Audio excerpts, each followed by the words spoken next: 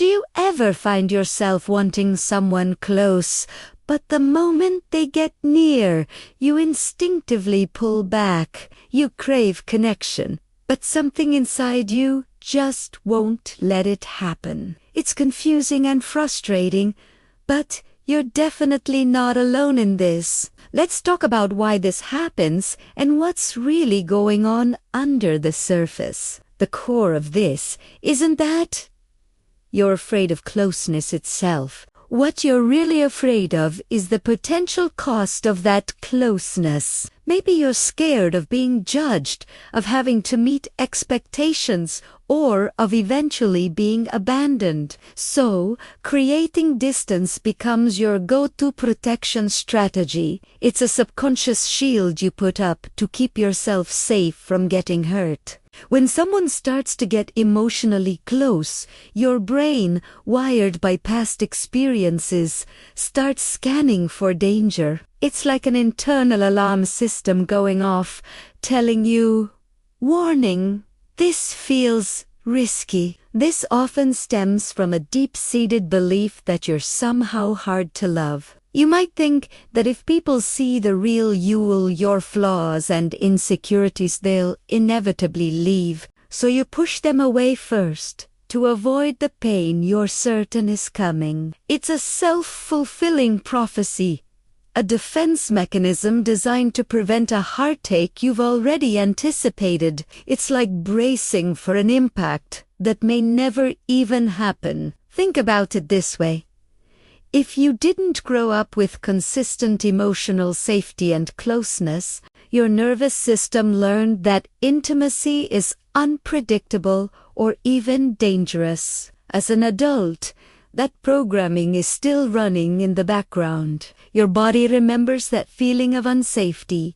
So when someone offers you the very thing you want, your system flags it as a threat. You end up sabotaging relationships, not because you don't care, but because you care so much and the thought of losing it is just too terrifying to handle. So, how do you start to break this pattern?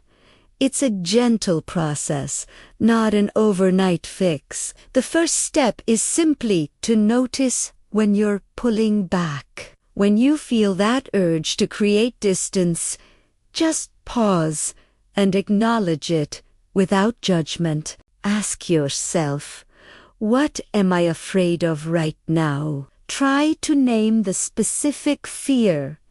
Is it fear of rejection?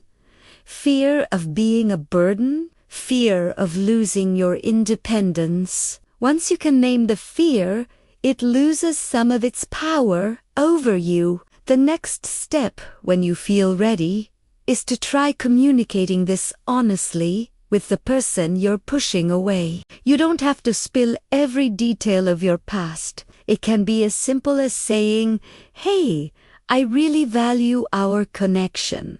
But sometimes when we get close, I get scared and tend to pull away. It's something I'm working on, and I appreciate your patience." This kind of honesty is incredibly powerful. It brings the hidden dynamic out into the open and allows the other person to understand what is happening. It changes the narrative from, "I don't want you," to, "I'm scared." It allows for real connection to be built on a foundation of truth and vulnerability, rather than on a performance of being perfect. Remember, learning to let people in is a skill, especially if it doesn't come naturally. It takes practice and a lot of self-compassion. You are not broken or unlovable for feeling this way. You're just human, trying to protect yourself. By noticing the pattern, naming your fears, and communicating with honesty, you can slowly teach your nervous system that connection can be safe, and you can finally build the deep, meaningful relationships you've always wanted. Thanks so much for watching. If this resonated with you, give this video a like and subscribe for more content on understanding ourselves and our relationships better. See you in the next one.